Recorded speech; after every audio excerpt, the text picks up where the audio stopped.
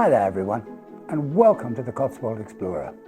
I'm Robin Shutford, and it's great to be back after a few months in forced hiatus over the Christmas period of 2023-4. Today you find Ross, Widget, Gizmo and me in that Cotswold hinterland, north of Oxford, not really Cotswolds at all, built of the red ironstone, which is so incredible to look at we couldn't resist the diversion. That and the fact that the valley of the Hanwell is full of great little villages with fascinating stories to tell. We're heading up the A361 from Banbury, to which we will return soon, towards Banbury to visit the village of Wardington. As we near the village through which this road passes, we climb a hill called Calabergo's Hill. It gets its unusual name from an Italian clockmaker. Evans tells us a story as follows. Calabergo was an Italian watchmaker who had left his native soil to escape the conscription of Napoleon and had been settled in Banbury for 40 years. He was a familiar figure in the villages and farmhouses of the district, which he was in the habit of visiting periodically to mend the clocks and to sell his famous weather glasses. At last, in the autumn of 1851, a nephew arrived from Italy to assist him in his business, and it was understood that the old man looked upon him as his successor. Young Calabergo, however, seems to have thought that waiting for dead men's shoes was tedious work, and one evening in the following winter, as they were coming down this hill on return from one of their rounds, he drew a pistol and shot his uncle dead.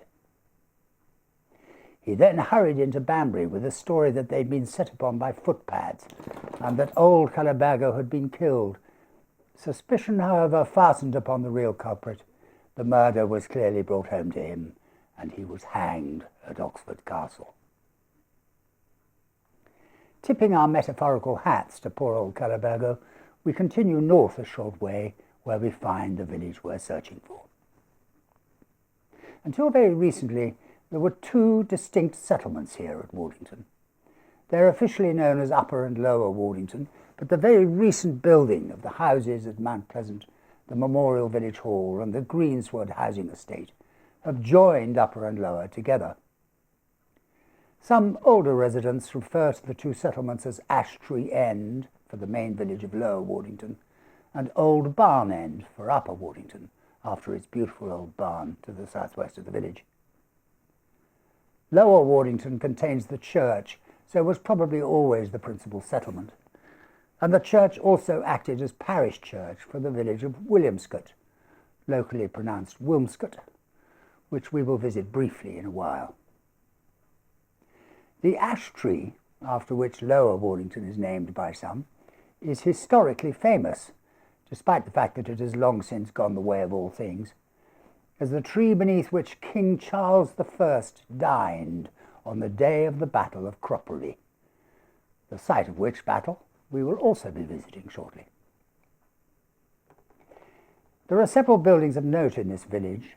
The barn we've already mentioned. On the A361 itself is Wardington House, built in 1785 as an inn. It has an inscription over the door which reads, "This house was built upon the place only as a mark of grace, and for an inn to entertain its lord a while, but not remain." The building was turned into a private house in the 20th century and is now a private nursing home. But the most spectacular house is about a quarter of a mile south-southwest of the village, called Wardington Manor. This beautiful house has had a checkered history, falling into disrepair on several occasions during its long life, but with amazing good fortune, it has had a string of owners who have restored and repaired it with respect and sensitivity. It is particularly famous for its interior, which of course we will never get to see, and in particular for its extensive and luscious 20th century plaster work carried out in the 1920s by Mrs. Molly Wells. The current owners of this estate, which includes a wonderful walled kitchen garden, as well as several acres of formal garden, run a hugely successful cut flower business, supplying the grandest and most exclusive flower shops in London, as well as operating a flower bucket system for discerning locals. Garden designers by calling, it's hard to imagine a safer set of hands for a house like this to be in. Of the several pubs that used to exist in this village, only two remain: the Hare and Hounds, which belongs to the local Hook Norton brewery, and the Plough, which, unless I'm very much mistaken, belongs to a company set up by the villagers to stop it going the way so many thousands of our pubs have gone in recent years, and getting turned into a private house. We wish them all the luck in the world, but if their online reviews are anything to go by, they are making a fine job of it and don't really need our good wishes. The Church of St Mary Magdalene consists of chancel, nave, north and south aisles, a vestry on the north side of the chancel, south chapel, south porch, and an embattled west tower. The earliest features of the building date from the 12th century. For example, the southern respond of the 12th century chancel arch remains embedded in the wall behind the pulpit. The south aisle, which retains its original doorway and two 3-light lancet windows, is narrower than the north aisle, which is slightly later in date. The greater width of the northern aisle was probably determined by the presence of a 12th century transept at its east end.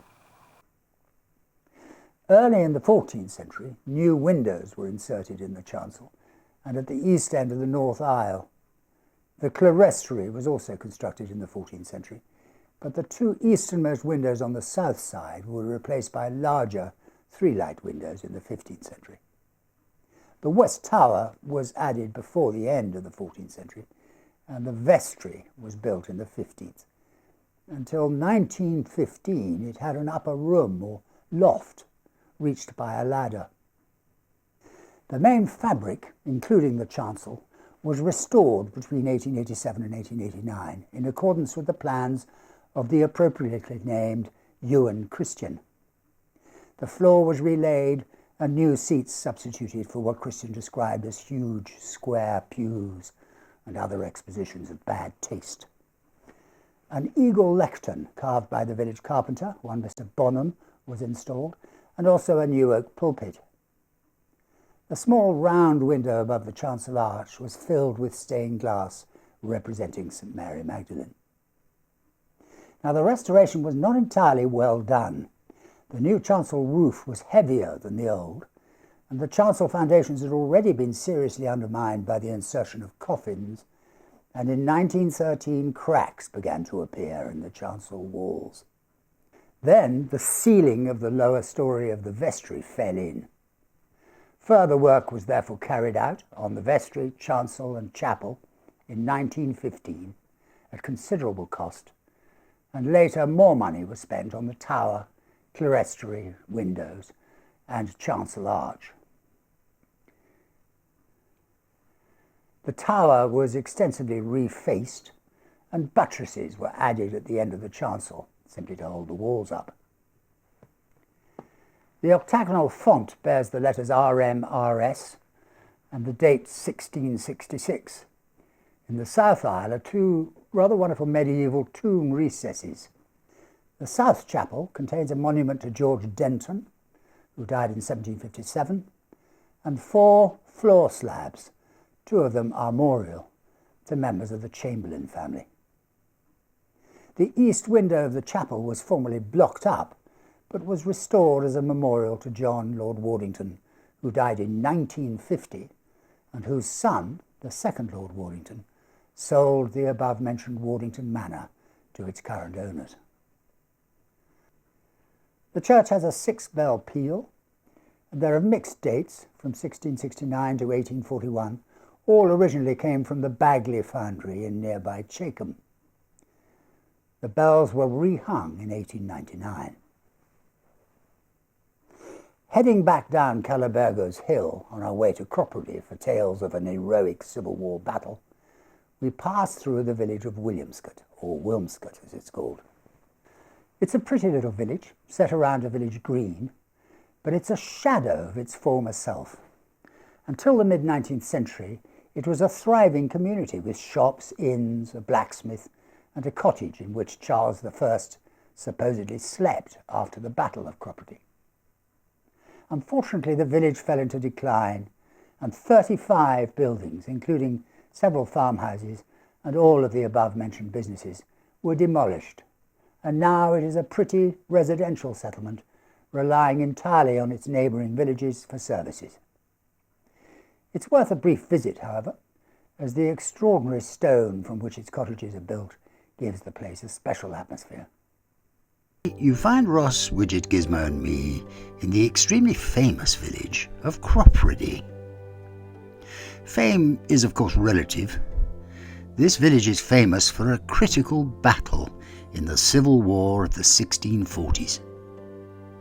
It's always fun to go over the ground of a great battle and see if it's possible to get a feeling of how it all panned out. Cropredy is easier to envision than many.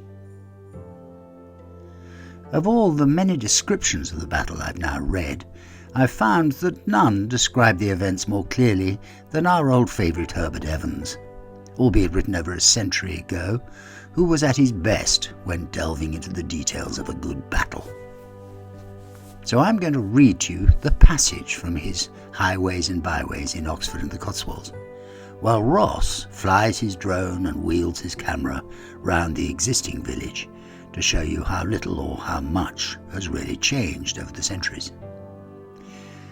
Firstly, however, we'll visit the beautiful old church of St Mary, which is mostly decorative or perpendicular in style, with a tower topped by battlements and a 19th century stair turret. There are lovely 4 bay arcades in the nave, giving the church a great sense of space. It contains 2 octagonal fonts, one highly decorated from the 19th century, and the other much older, probably Norman, but roughly reshaped to make it octagonal, and originally decked with brass plates on the flat surfaces. Gone now, but the holes of the fastenings are still visible. Above the vestry there was a priest's chamber, the windows of which now open onto the north chapel on one side and 2 others onto the south aisle. The lectern is extremely unusual in this part of the world outside Oxford. Pre-Reformation, so somehow hidden from the iconoclasts and restored to the church later, its brass eagle sits on a globe and its base is supported by lions. You will also find the remnants of a 15th century painting of the Last Judgment above the chancel arch, another rare survivor. But enough of this wonderful building, let's get to battle. Evans' description starts as follows as he makes his way from Hanwell. My road now leads me down through the village to the top of the Boughton Hill, overlooking the green valley of the Cherwell. From this vantage ground, on the morning of June the 29th, 1644, Sir William Waller watched the royal army marching northwards on the other side of the river. This manoeuvre had been executed by the king with the view of drawing the parliamentary general from the strong position which he occupied on Crouch Hill, south of Banbury, and so bringing him to an engagement. In this, as we shall see, he was successful. Sir William, on his part, was no less anxious to fight than the king. His troops were merely volunteers, composed of the London-trained bands and country levies, all heartily tired of soldiering and eager to get back to their homes. They had not, like the men on the other side, taken up arms with any idea of entering the service as a profession, and the experience of this day convinced their general that nothing short of a radical reformation in this respect could ensure the ultimate success of the parliamentary cause.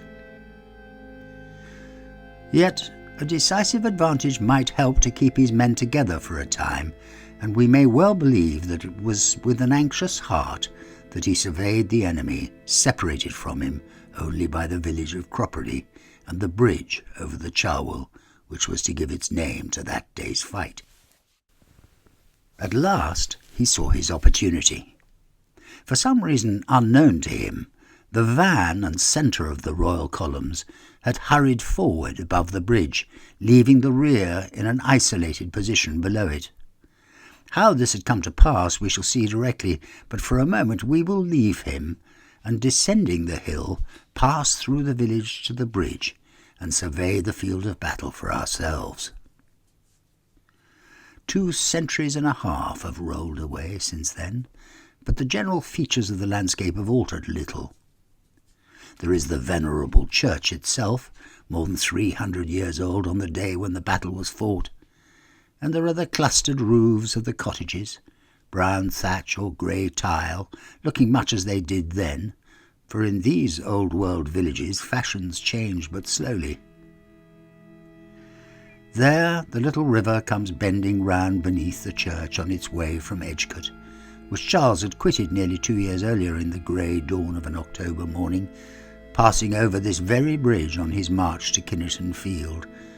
And there, half a mile downstream, is the Slate Mill and its ancient ford, a passage to be contested today as hotly as the bridge itself.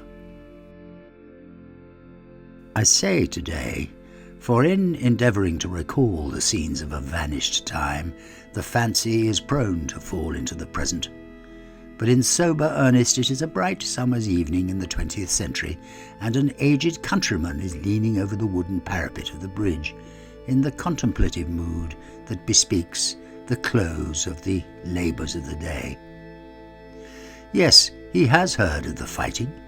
It was only 9 or 10 years ago that his son was at work on the widening of the bridge, and picked up bullets and other curiosities in the bed of the stream, and hence he opines that here on the bridge they've finished it up. But he loves better to talk of things within his own recollection, of the coal which he used to cart to Edgecote and other outlying villages before the new railway came, or of the great families of the neighbourhood, some of whom, alas, were absentees and had let their estates at a mighty sum. Of one of the most interesting relics he does not tell me. This is a small bugle-shaped whistle of silver, attached by 2 chains to a ring, which must have been lost in the course of the struggle by some officer. It was discovered in grubbing up a hedge some 50 years since, and is now in the possession of Mr. Loveday of Williamscot House, hard by Slate Mill, whose ancestor, Captain Loveday, served in the King's army, and it may be in this very battle. To that June morning we must now return. Eastward from the bridge, the ground rises in the direction of the village of Wardington, and on the summit on this side of the Daventry road there stands an ash tree, the successor of a famous tree known as the Wardington ash, which perished of natural decay more than a century ago. Charles had reached this spot and was dining beneath the shade of this stately tree, when news was brought to him that a party of 300 horse was advancing from the north to join the forces of the enemy. He at once gave orders that the van and centre should push forward and cut them off, but in the hurry of the moment no notice was sent to the rearguard, which was at some little distance behind, together with the cavalry brigades of the Earl of Northampton and the Earl of Cleveland. This oversight, as we have seen, Waller's eye had not been slow to detect. Here was the chance he had been waiting for, and he forthwith dispatched a strong party of horse and foot to cross the bridge and take the royalist rearguard in front, while another body of horse was ordered to pass the river by the ford at Slate Mill and fall upon them from behind. The former easily drove back from the bridge the dragoons whom the king had posted there earlier in the day, and clattering across were advancing to attack the leading division, when they were brought up by a gallant charge of the Earl of Cleveland and driven back by the way they had come. Before long, however, they rallied and got themselves into order for a second advance, but by this time the king, alarmed by the noise of the melee, had halted, and realising the state of affairs, sent Lord Bernard Stewart in all haste to the assistance of the rear. Meanwhile, and before Stewart could reach him, Cleveland had formed his brigade on the hill round the Wardington Ash, but only to find the hedges within gunshot of him lined with the enemy, both horse and foot. This, says an eyewitness, caused him suddenly to advance, the rebels doing the like, and having stoutly stood out their musket and carbine shot, he gave command to charge, and by his singular valour and resolution, seconded by the officers of his brigade, he routed all those horse and foot, and chased them beyond their cannon, all which, being 11 pieces, were then taken, and 2 barricades of wood, drawn with wheels, in each 7 small brass and leathern guns, charged with case shot. Many of the enemy were slain, and many prisoners taken. The rest were driven pell-mell over the bridge. This, however, the Earl was unable to carry, and was therefore compelled to fall back, having lost on his side 2 gallant gentlemen of Kent, Sir William Boteler and Sir William Clark, and, says my authority, not above 14 soldiers more. Meanwhile, the Earl of Northampton had been equally successful against the party who had crossed by the ford. Scarcely had they made their way across and begun to threaten his rear, when he faced about and forced them to a speedy flight over the pass, i.e. the ford, but with little loss, they not being willing to abide a second charge. It was now 3 o'clock in the afternoon, and the fighting was practically at an end. The advantage lay with the king, but he was unable to push it further. He secured the ford and the mill, but the enemy held grimly to the bridge, and all his efforts to dislodge them were in vain.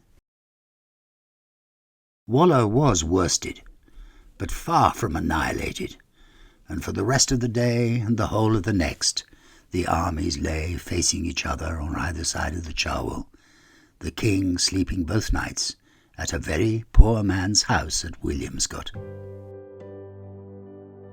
Early on Monday morning, intelligence having arrived that a large force under Major General Brown was advancing to join Waller, Charles deemed it expedient to fall back upon Hainault and Deddington. At Deddington he lay at the parsonage house, probably the fine house already mentioned on the north side of the churchyard, and on the following day he set out for Evesham. But whatever hopes he may have built upon the discomfiture of Waller were soon to be dashed. As he was marching with colours flying through the pleasant Oxfordshire villages on that fatal 2nd of July, another scene was being enacted in the north, and he was soon to be met by the disastrous tidings of the defeat of Marston Moor. We're leaving Cropredy now for a small village just a little way west called Hanwell. Here we will find an ancient castellated house. We'll come across some young social media enthusiasts who are much amused by such a geriatric YouTuber, and hopefully turn them on to the wonders of medieval churches. It's a beautiful little place with a surprising and exciting church. The other thing is, it's got the remnants of a wonderful castle. This time, actually, above ground. We're going to show you around. Come with me. For the description of this lovely village, I'm going to rely mainly on Herbert Evans, our invaluable guide around the highways and byways of Oxford and the Cotswolds, and of whose brilliant book our Cotswold Explorer edition has just recently been published, available, indeed, on the link in the description of this video. In his telling of the story of Hanwell, he is at his brilliant, gossipy best, describing the families who've lived here over the centuries with his usual learned and astute historical mind. His illustrator, Frederick Griggs, also clearly fell for the place and produced a lovely drawing of what was left of the castle. Before that, however, I want to relate a cheering tale of my own. When we arrived outside the church, we met a small group of young people who were cycling around, exploring the village. I gather they were staying the weekend with friends, and looked, to an old fellow like me anyway, as if they were in their early teens. They all had phones, of course, and they were busy filming and photographing the scenery and posting their images on the usual platforms.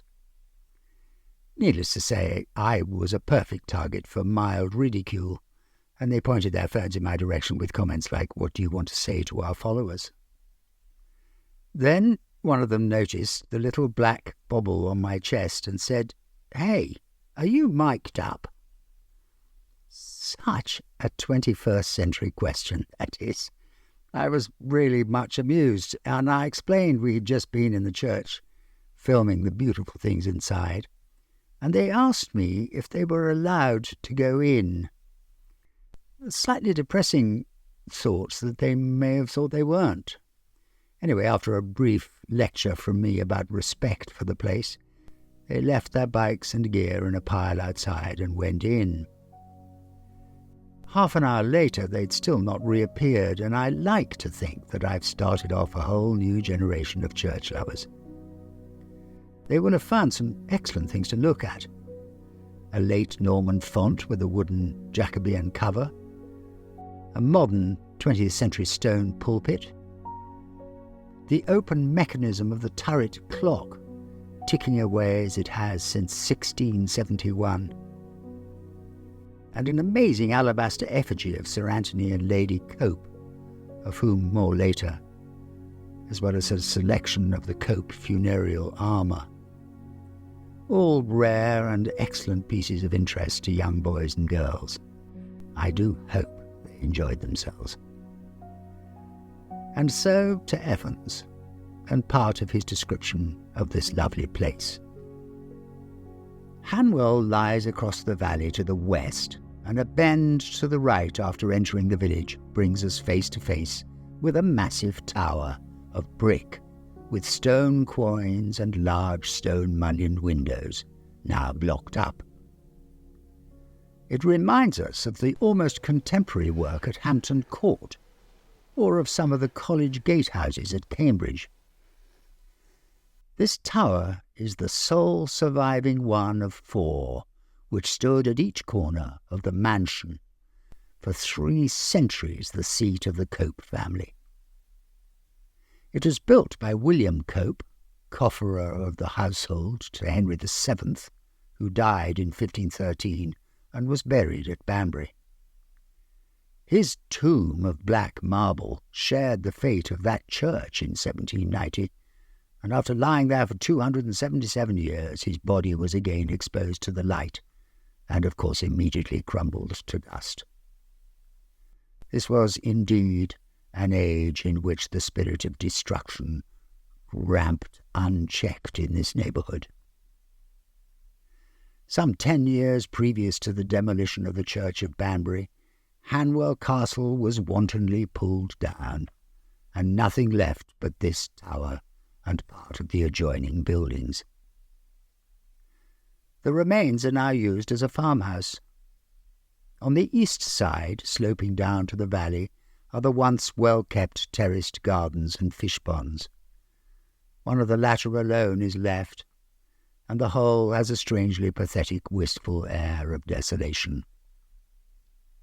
Yet here, in Henry VIII's time, lived Sir Anthony Cope, courtier, traveller, scholar and writer. Here his grandson, another Sir Anthony, kept a hospitable house in the old English style, counting even royalty among his guests. Here the latter's son, Sir William, again entertained his sovereign, and here in the days of a third St. Anthony were hatched some of the schemes which led to the happy restoration of His late Majesty King Charles II. It's so beautifully done that it sort of covers the centuries. But what is interesting is that those fish ponds and lawns and gardens are no longer by any means desolate. They are beautifully kept, and I don't know who lives in this lovely place now, but it is quite clearly much loved. We enjoyed ourselves in this lovely little village. I think it's worth a visit. I do hope you've enjoyed our little spin round Hanwell. I'm standing here in the sunshine of an English summer, with mown lawns all around me, a beautiful medieval church, and even the remains of a glorious ancient castle. It's almost beyond belief, really. It's an extraordinarily beautiful place. From Hanwell, we travel a short distance only to Horley, where we will discover a slightly embarrassing connection to my mother's family and a wonderful wall painting of St. Christopher. Here we are in the wonderful village of Horley. This church is extraordinary. We're having a lovely time, as you know, in this extraordinary part of the Cotswolds, which is really just on the fringes of the Cotswolds, where this golden stone is all over the place. We're just a couple of miles from Edge Hill, which is our destination in the next few days. This is a lovely village with an extraordinary church and a wonderful depiction of St. Christopher. Obviously, the patron saint of travellers, therefore very appropriate for us. We're going to show you around. Come with me. The name Horley means village on a peninsula of land, because it sits between two streams. The village is Saxon in origin. Medieval Horley belonged in part to the Cathedral of Lincoln, which explains why such a small village has two manor houses. Bramshill was the lay manor, and Horley Manor was the prebendal manor.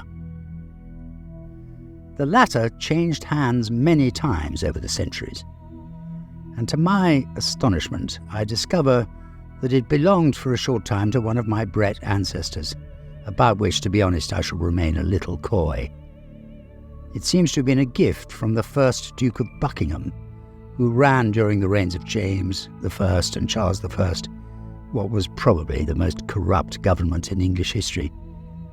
He dispensed patronage to his relations with great abandon.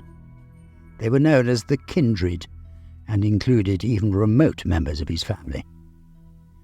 The Bretts were his first cousins, and benefited substantially. Horley, however, remained in Brett hands for a very short time, as the estate was quickly divided and sold on.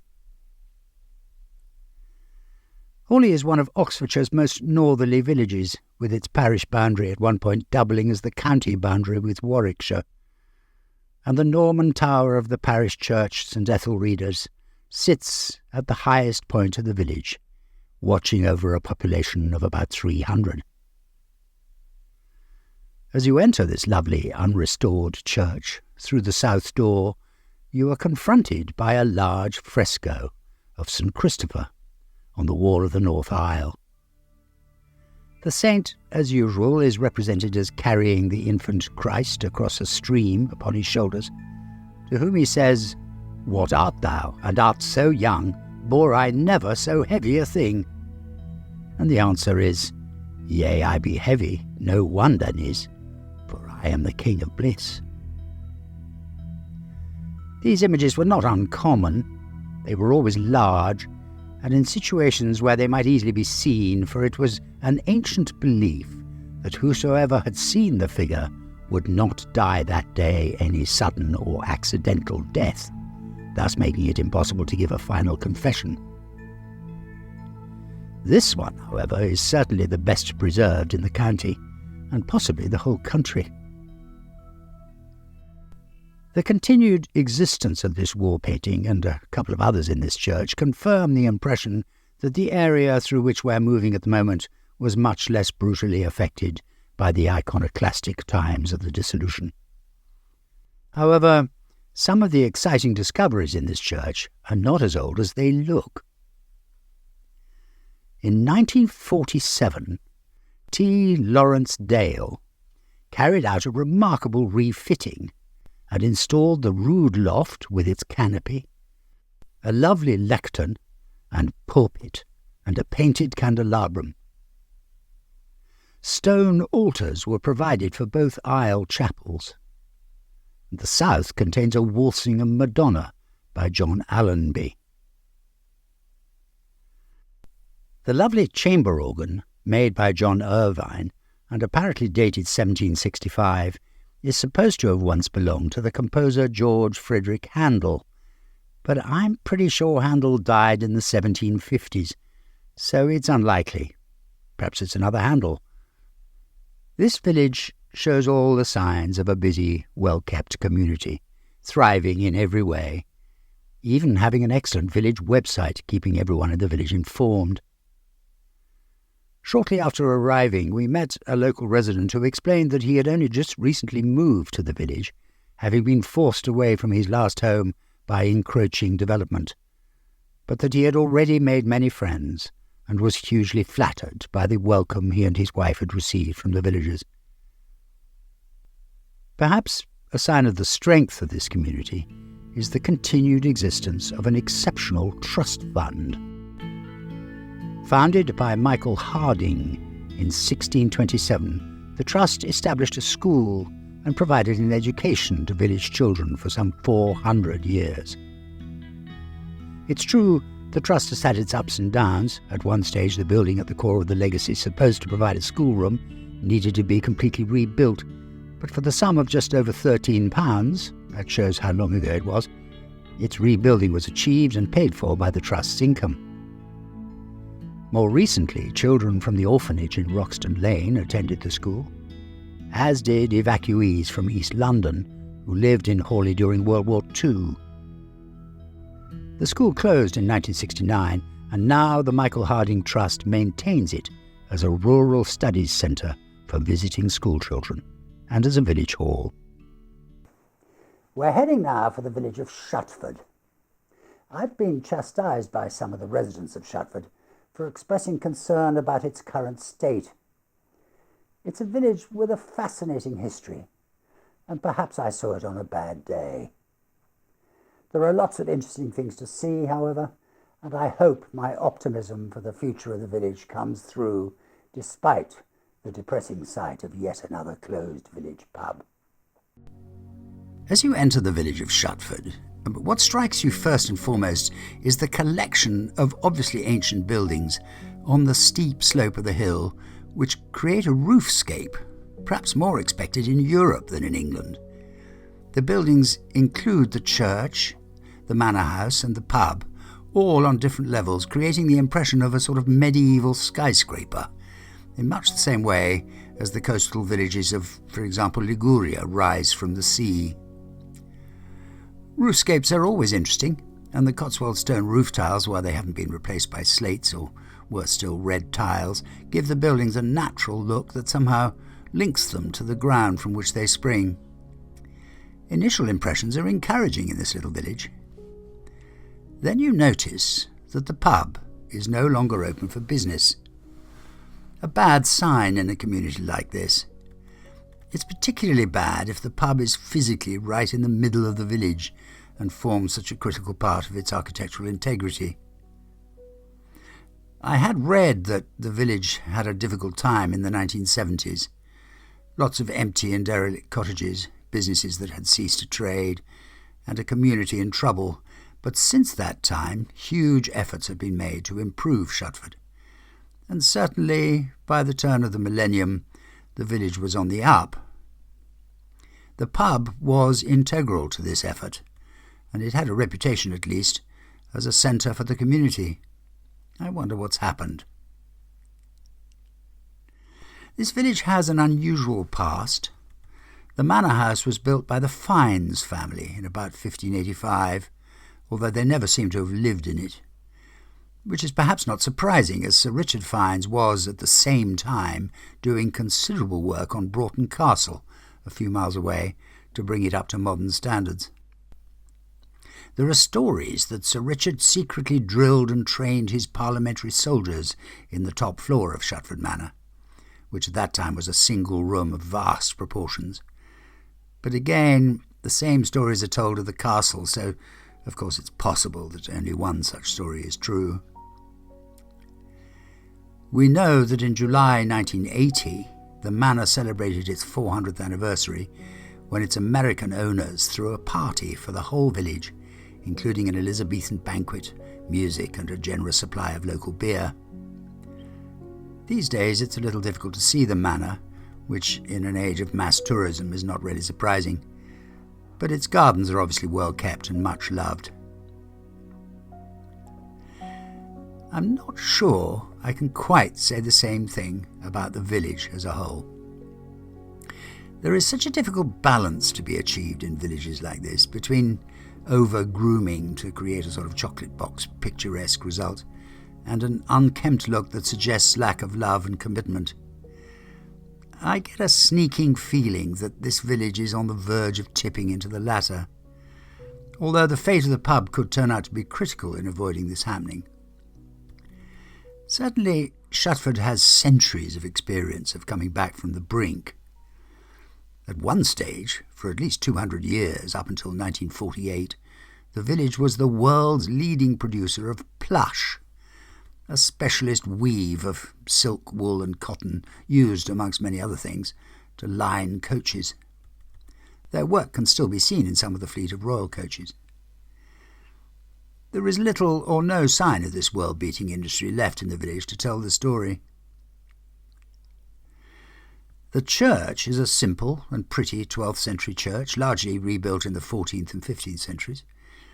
The unusual position of the tower in the west end of the north aisle adds to the complicated roofscape outside. The 13th century chancel arch is pretty, the Norman font, octagonal with blind arches in each face. Its tall pews with poppy heads, and good commandment boards from about the same time on the walls. Its matching pulpit and screen from about 1898 are all pleasant to the eye, but perhaps because they are between incumbents at the moment, which is a situation likely to remain for quite a long time given the recruitment processes in the Church of England, the whole is looking just a little bit unloved, rather like the rest of the village. Having said all of that, though, I must underline that the village remains an attractive place to visit, in passing, without too great an expectation, but with hope that the community rallies round and stops any sign of decline in its tracks. We're travelling a short distance now to the village of Shennington, where we discover the village still follows some very ancient traditions, but a church that left me a little confused. And then, after that, across the valley to its sister village of Alkerton, where the contrast is stark. Here the Church of St. Michael is truly unspoiled. Now we're still in this extraordinary area with this dark red ironstone building going on around us. It's lovely here. This is a classic village layout. We're recording this with the mower in the background because it seems so appropriate. You can't smell it, but I can. The smell of freshly cut grass in the summer in England. It is incomparable. I just want to read you one sentence of what Evans says about this place. It's about the church, and it makes me a little nervous, and I'll tell you why later. He says, "Shennington is one of the villages in which the custom of strewing the church with grass or rushes at Whitsuntide is still kept up." Now that, it has to be said, is enough to draw us here. We're going to show you round. Come with me. The reason for my slight nervousness is this. Last Wednesday, before we knew we were coming here to Shennington to investigate their Whitsun traditions, I read for the Wednesday poem slot a poem called The Fairies by the Irishman William Allingham, which tells the story of the fairies who kidnapped a small girl.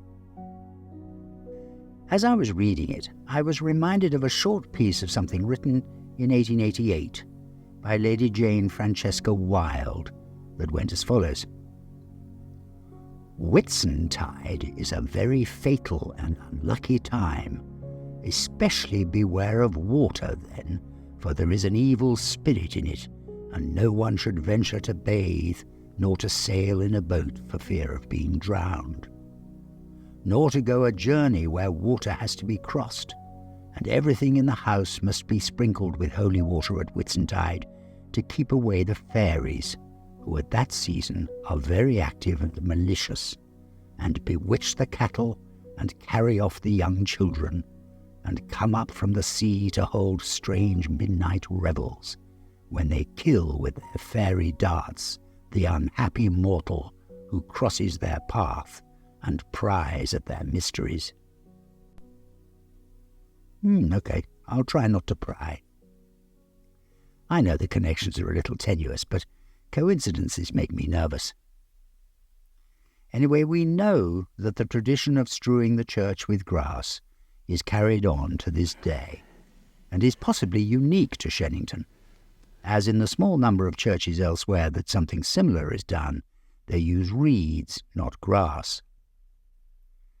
May, or more specifically the Whitsun and Trinity period, is the time for the annual strewing of grass in the church, something Christopher Hortin from Shennington and his forefathers have been doing since the 1800s, and maybe even longer. The practice probably dates back to the Middle Ages, when the earthen floor would have been covered with rushes. These would have been changed once a year, and certainly in the spring. The first record of grass strewing in Shennington is in 1720, but we know that the village records prior to that were destroyed by fire, so we can believe that the tradition stems from well before then.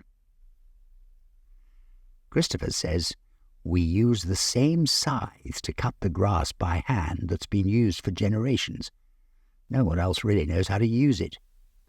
The grass comes from an area within the churchyard itself, which is why it's kept so long before May. The longer the grass, the better it lays." And so we will wander down the tree-covered lane from the magnificent village green toward the church, with the scent of freshly mown grass in our nostrils, to see if we can get a feeling as to why this church inspires such loyalty to tradition. I am, I'm afraid, prepared for a bit of a disappointment. Evans continues his comments about this church with this scathing sentence. "The visitor, however, who is led to hope that a church which preserves this old custom must have preserved all else that should be preserved, will be disappointed.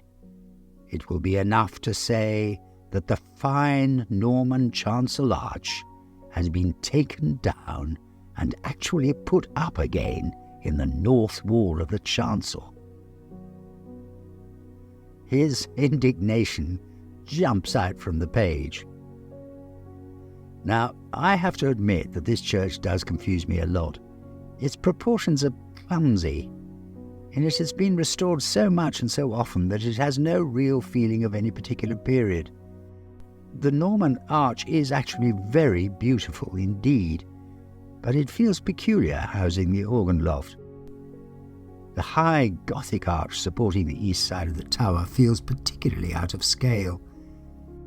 I'm afraid on this occasion I'm on Evans' side.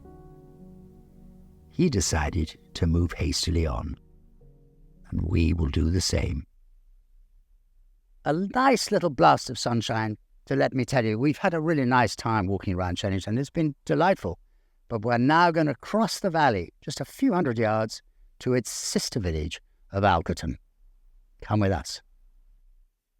Whilst there is no denying the beauty of the village of Shennington, Alkerton is perhaps even more picturesque. The church of St. Michael is truly unspoiled. Round the outside of the church is a cornice ornamented with figures in relief.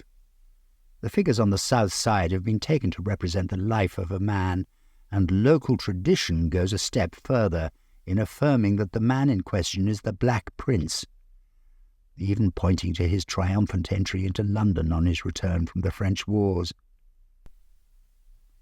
Right next to the church is the venerable Jacobean rectory, built by Alkerton's most celebrated rector, Thomas Lydiat. The son of the lord of the manor of Alkerton, scholar of Winchester, fellow of New College, and a writer of European reputation, In addition to divinity, he devoted himself to the study of astronomy and chronology. He recommended himself to Henry, Prince of Wales, who appointed him his chronographer and cosmographer, and would have promoted him to higher honours had he lived. But the prince's early death in 1612 put an end to his hopes, and he accepted the rectory of his native village, of which his father was the patron. In this retired spot he gave himself up to his studies and published many learned scientific treatises. Now, I don't expect you'll be tempted to make the acquaintance of his works, although they can be found in the Dictionary of National Biography, but you might be more interested in the fortunes or rather misfortunes of the author, who, after all his toil, is best known now by Johnson's famous lines in The Vanity of Human Wishes. There mark what ills the scholar's life assail, toil, envy, want, the patron and the jail. See nations slowly wise and meanly just, to buried merit raise the tardy bust. If dreams yet flatter, once again attend, hear Lydiat's life and Galileo's end.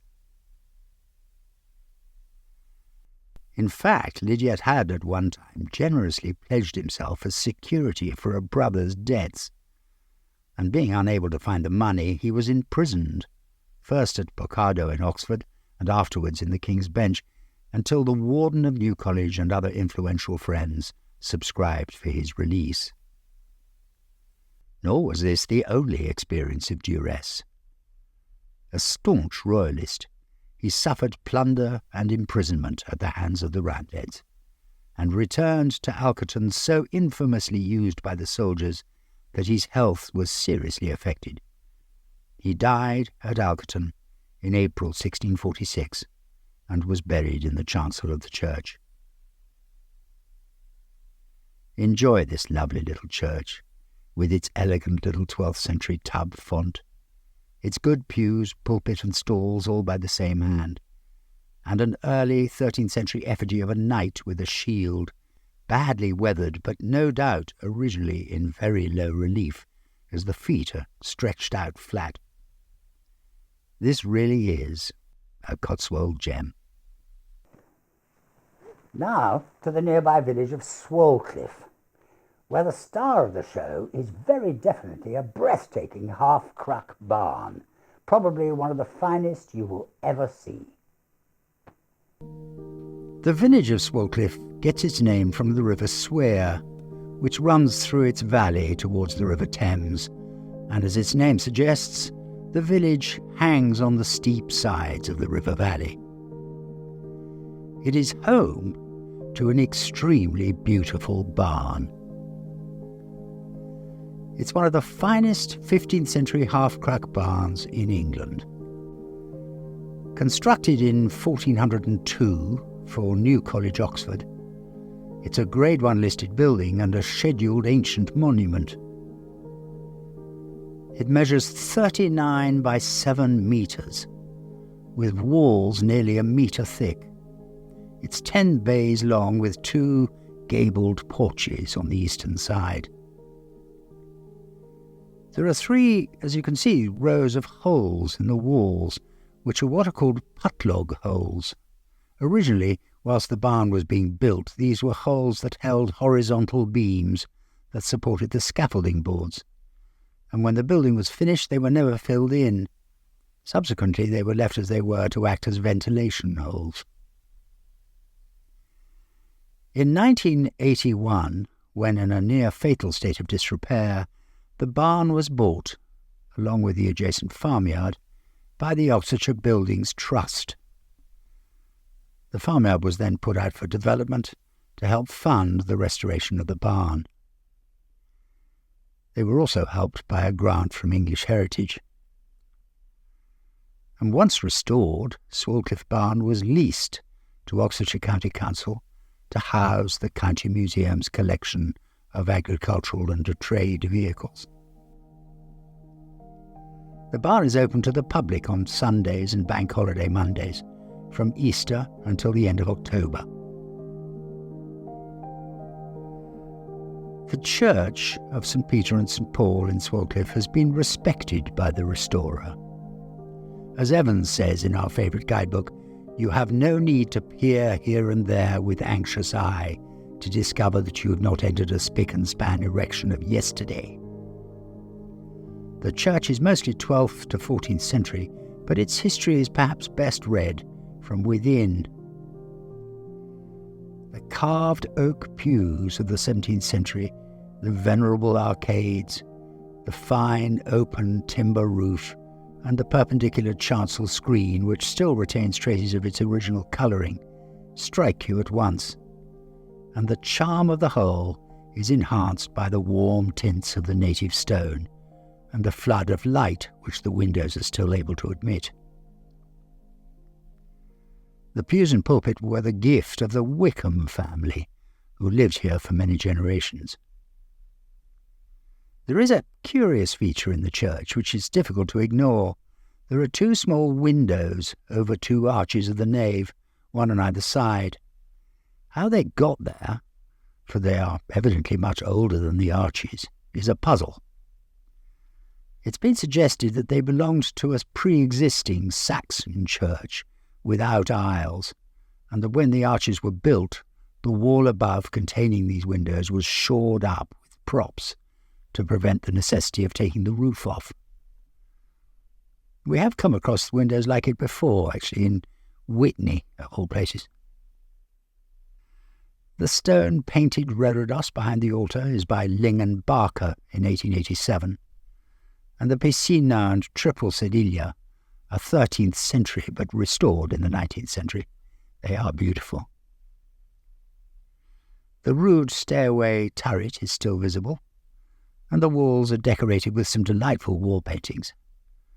One, which features the figure of St. Michael weighing the scales, the Virgin and two devils intervening on either side, is particularly charming. There are two tomb recesses, one containing an empty coffin, and the other a lid with a plain cross. And there are also Wickham family memorials on the walls, one of which shows Richard Wickham, who died in 1635, kneeling opposite his wife at a prayer desk beneath a round arch. The village of Swalcliffe is in many respects unaltered over the generations. The little 17th century thatched cottages are still largely untouched, and the little narrow lanes, not really designed for the modern motor car-obsessed world, retain their charm and warmth. It has been striking, whilst exploring this area of Oxfordshire, with its dark stone and thatch roofing, that the layout of the villages is not quite what we're used to in the Cotswold proper. These steep, perilous little streets, so narrow that you feel you could reach out and touch both opposing houses, and which inevitably end in or near a river at the nadir of the valley, create a unique atmosphere. We know that many of these villages suffered considerable decline in the early part of the 20th century, but now it looks very much as if their renewal is nearly complete. It says a lot for the people of this county that in the process they have lost very little of their original charm. I suppose the only thing that slightly got me down was the weight of the traffic along some of these roads, which certainly affects the peace and quiet of the settlements.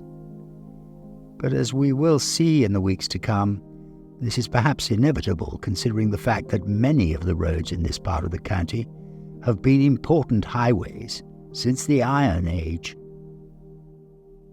I hope you've enjoyed our little trip around Swalcliffe. It's a lovely village, quite close to the sort of bustling Banbury, and you get that sense that there's quite a busy roads and so on around here. But in amongst it all are these extraordinary sleepy places and this remarkable church and the tithe barn. It's been a great experience. Continuing our tour of these lovely near Cotswold villages, we head now for Wigington. This village is smaller now than it once was, but still beautiful, and it boasts a wonderfully unspoiled church. It's really rather surprising, this little village. It's not quite as small as it was expected it to be. It's got a very important little church. And of course, we're in that wonderful countryside where the stone is of a much deeper red colour than we are used to in the normal Cotswolds. Come with us, we're going to show you around.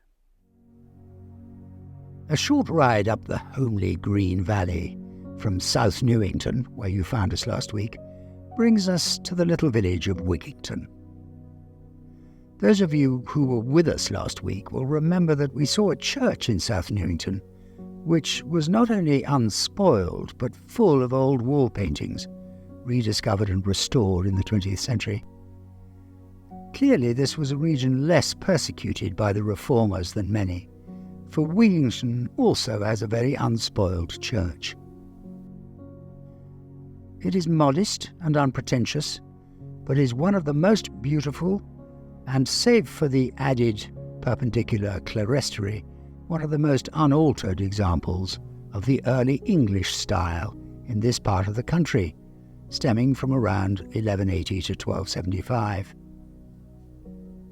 There is a peculiar charm in the clustered columns, deep mouldings and high-pitched roofs of this particular style, and the scene that meets the eye as you enter through the porch, curiously placed at the northwest angle of the building, is wholly delightful.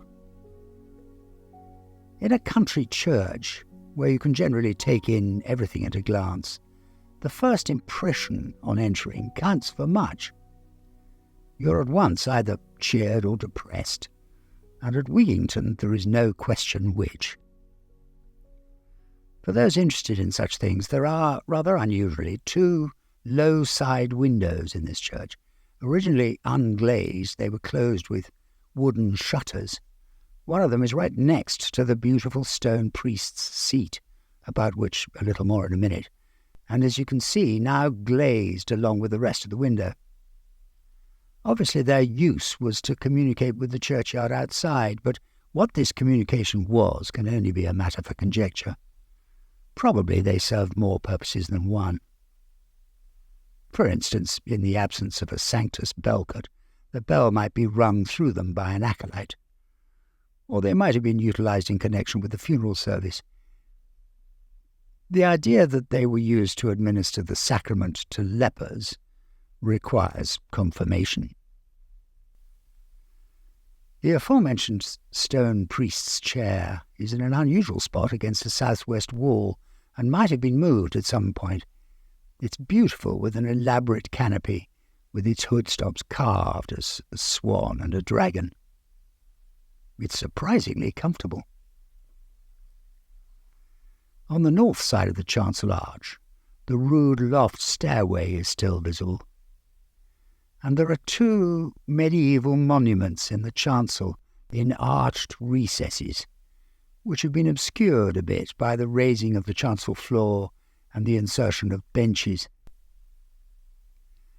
The recumbent knight, now on the north side, was originally lying on a black marble gravestone on the south side, and a stone coffin with a cross on it, clearly described by Rawlinson as on the north side, has seemingly been destroyed. The effigy of a recumbent man with two small female figures, one on either side, now in the southern recess, in the early 18th century was fixed to the outside of the south aisle. His two small companions were almost certainly also designed to be standing in recesses in a wall, and don't represent his children or wives, as sometimes suggested. There's no mention in Evans of the stained glass east window, which surprised me a little until I discovered that it was designed and installed by one L. Moore of London in 1909, a few years after Evans passed through. I'm very much afraid he probably wouldn't have approved. The church has 3 bells, recast in the 18th century, with a mid-17th century clock designed to strike the hours on the tenor bell, which my books tell me has been out of action since the 1920s. But I'm absolutely certain that while we were there, I listened to the tick-tock of the clock and even heard a strike. Now I'll have to go back and find out if I was imagining things. Or perhaps one of our kind listeners, who I happen to know lives in Wardington, might just drop us a note to put us right. Travelling the lanes of this village, you can see its atmosphere has altered very little over the years. It took its name from the Saxon Lord Wicga, spelt W-I-C-G-A, who seems to have owned a lot of property in the area. But this valley had already attracted Romano-British settlers, as demonstrated by the Roman villa of some size and wealth, discovered to lie just northeast of the church. It was excavated in 1824 by the curate with the help of Joseph Skelton, who described it in his Antiquities. More excavations were carried out in the 1960s. Originally, the centre of the village was probably more closely centred around the church. Indeed, we know that several cottages, dilapidated at the time, were bought and given to the church in 1867 by one J.R. Cobb and demolished to extend the churchyard. The well you can see in the lane opposite the church used to be in a cottage garden. What houses you see today were built mostly in the late 16th and early 17th centuries, although extended and altered much more recently. Originally with thatched roofs, giving regular work to the two thatchers who lived in the village. Stonesfield slate and other types of roofs have replaced much of the thatch in recent times. At its peak in 1861, the village had around 338 inhabitants. I'm not certain how many people live here today, but in the late 20th century, the population had fallen again to 159. I guess we all have smaller families these days. Next, we drop down into the valley of the River Sware to find a village that, despite its ancient buildings, has an extremely well-kept feel about it. In the church, we find a staggering 14th century wall painting that was discovered under whitewash in 1892. The village is called South Newington. We're visiting here because Evans spoke about it in his tour of the north of Oxford. And we find ourselves in a little village that is quite clearly barely changed since he cycled through here in 1905. We're going to show you around this fascinating church and lovely little village. Come with me. We drop down into the Sware Valley at the primitive village of South Newington. South Newington, with its neighbours Wigington and Shutford, higher up the stream, may be taken as the type of the poorer Oxfordshire village, a type which presents a marked contrast to the well-to-do and populous Adderbury or Bloxham. Newington consists chiefly of rows of humble cottages which have suffered little change for generations. As you wander down the village street, you're made to feel that times are bad, that the flower of the rising generation has taken this to heart and has departed to seek its fortune elsewhere. So wrote Evans in 1905. No sign now of the pessimistic atmosphere he felt at the time. Villages like this one all over the region have become deeply sought after by people with money, and property prices have soared. He carries on, but there is another side to the picture. If South Newington is poor, it has at any rate lacked the means of self-destruction, for its church is still unrestored and must not be left without a visit. A good attempt at beautifying was indeed made in the so-called church warden epoch, which may, I suppose, be taken roughly to lie between years 1650 to 1850.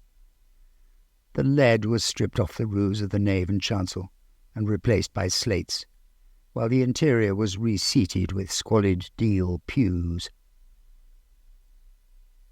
In addition to this, a vulgar varnished ceiling has been put up in the chancel, but otherwise the church has escaped mutilation. I wonder with what excitement he would have described this church if he had known about the incredible wall paintings that in 1905 lurked, hidden beneath several coats of whitewash. Those in the north aisle were discovered in 1892, but not revealed and restored until the 1930s, long after Evan's visit, and is the finest medieval group of wall paintings in the county. They are painted in oil on plaster, an unusual medium, by an accomplished artist at some time around the 1330s. Where the scenes include arms, for example, on the south splay of the east window, where St. Margaret is seen spearing the dragon, standing on an Ionic capital with a shield, the arms are of the Gifford family, lords of the manor in the 13th and 14th centuries. It's likely that the donors kneeling at the feet of the Virgin and Child on the north wall are Thomas Gifford and his wife Margaret. In 1931, during the work on these fabulous medieval paintings, more images were discovered above the nave. Whilst examining and cleaning the walls, they found a series of 15 passion scenes, painted by a less sophisticated hand, probably a local artist, in a primitive, even naive style. The lack of sophistication, however, in no way diminishes the beauty and fascination of these paintings. They are just as important as social record, and imbued with every bit as much of an emotional charge. Overall, this is a remarkable collection of wall paintings, and a rare survivor of the horrific iconoclastic age of the Reformation. I just have a niggling wish that Evans, who we've been following for so long, I now slightly weirdly look on almost as a friend, had had an opportunity to see them. I know it would have made his day. The church contains a lovely round 12th century font. The box pews in the aisles, but benches in the nave, about which Evans was so scathing, which are by John Payne from 1825. The windows are dotted with remnants of old glass in their smaller tracery sections. If you're a scholar of stained glass, there is much to keep you amused, but for the rest of us, it's all a little small and specialised. Lying loose at the east end of the north arcade is a stone base to what was probably once a 14th century lectern, carved with 4 human heads. Talking of things of specialist interest, just outside the porch is the base and stump of a medieval churchyard cross, the likes of which we've seen all over the region. This little place has reminded me, if I needed reminding, that there are treasures to be found in the most unlikely places, and how lucky I am to spend my time wandering the little villages of what is one of the most beautiful regions of England. I hope you've enjoyed our little spin around South Newington. We've loved it, actually. And despite Evans's slightly patronising remarks in his lovely book, there's something about a place that really feels as though it hasn't changed for hundreds of years that is deeply attractive. To bring this episode to an end, we will visit the bustling town of Banbury, to which the young Calabergo ran with his outrageous lies about his uncle's death. The town has a lot to answer for, considering the destruction of its ancient cathedral-like church, as well as its huge castle. But nevertheless, it still contains places and buildings of considerable interest, including the church that replaced its distinguished predecessor. All in all, a lovely town, and a fine end to the episode.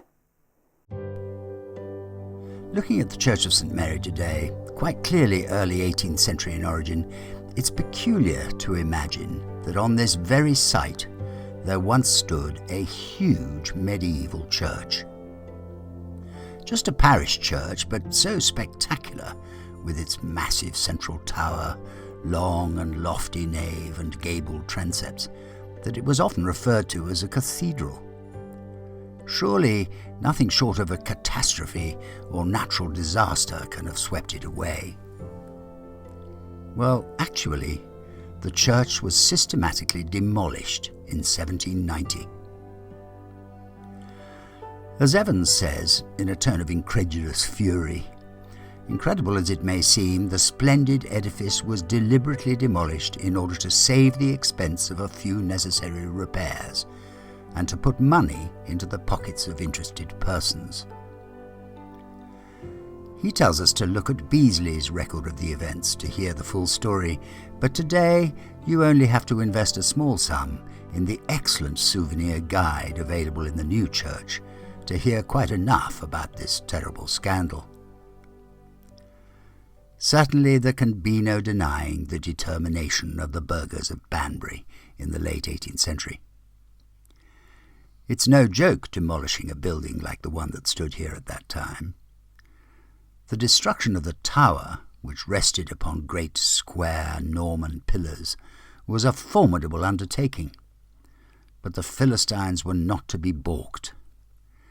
Timber and wedges were laid beneath it to give it temporary support, and then the pillars were partially knocked away.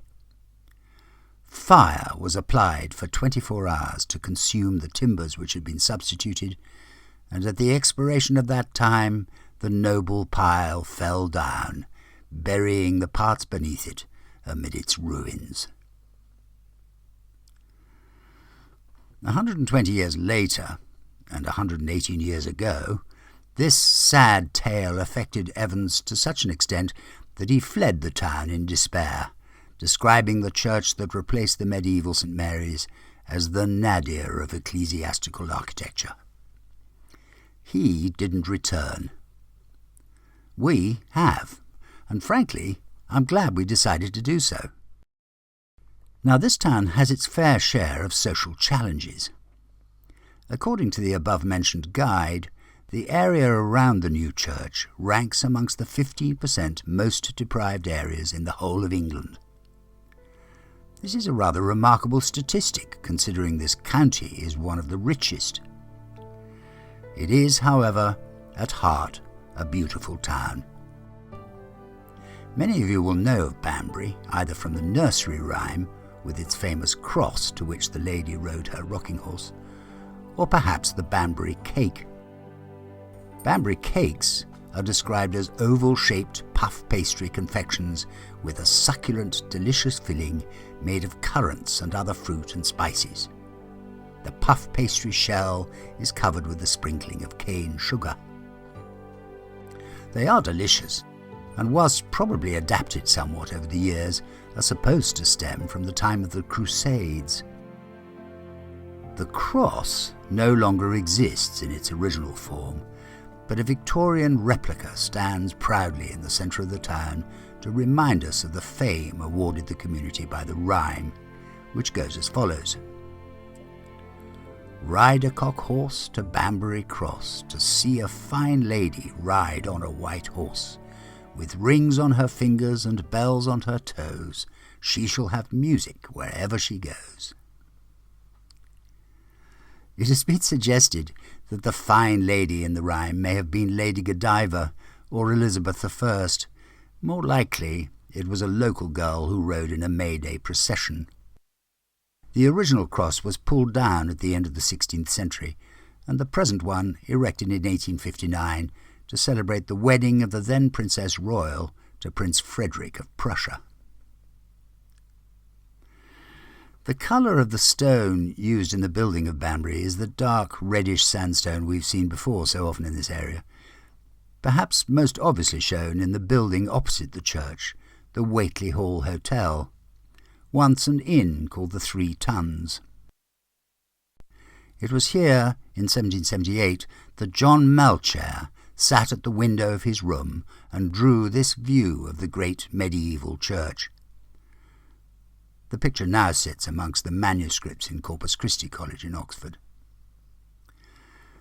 And so we come to the new St Mary's Church, and to what the Gothic antiquary J.H. Parker describes as a hideous square mass of stone without form or proportion or a single redeeming feature.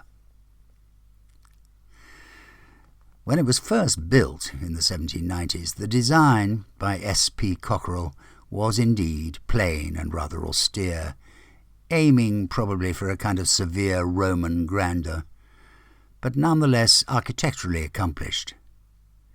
The inside was white and undecorated, and looked perhaps a little more like a concert hall or a playhouse than a temple of Christian worship.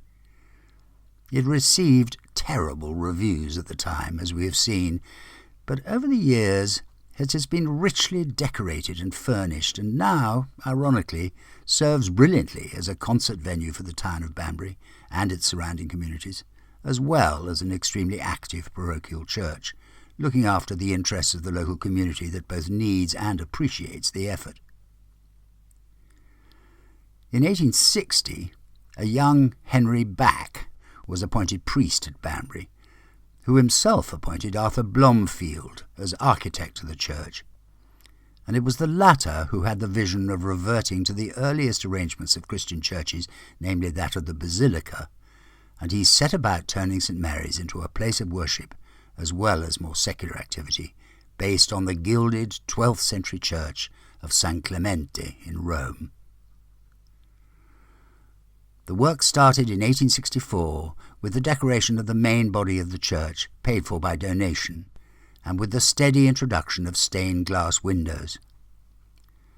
A distinguished firm of church decorators, Heaton, Butler and Bain, were to see the project through from inception to completion. The upper windows illustrate the life of Christ, and the lower ones his parables with a simple Christian message. Much of the glass was designed and made by Alfred Hassam, at that stage an extremely young man, who, had he lived, would undoubtedly have come to be recognised as his generation's outstanding glass designer. Sadly, he died of tuberculosis at the age of 26. Don't hesitate to visit this extraordinary building. It may easily not be to everyone's taste, but it is certainly worth an hour of anyone's time. For us, the extremely friendly welcome from the volunteers who look after the place day by day, plus the fact that they sent me out to fetch Gizmo and Widget, who I had tied to a boot scraper outside the church, and to bring them in for a treat and a drink, confirmed to me at least that this place is in extremely good hands. I do hope you've enjoyed our little spin around Banbury. I've got a feeling we sort of have put it right a little bit, our rudeness about the place so many years ago. I suppose everybody's fallible. Don't forget to subscribe to the channel. You can find us on all the normal platforms, and we will see you again extremely soon somewhere else in the Cotswolds or nearby.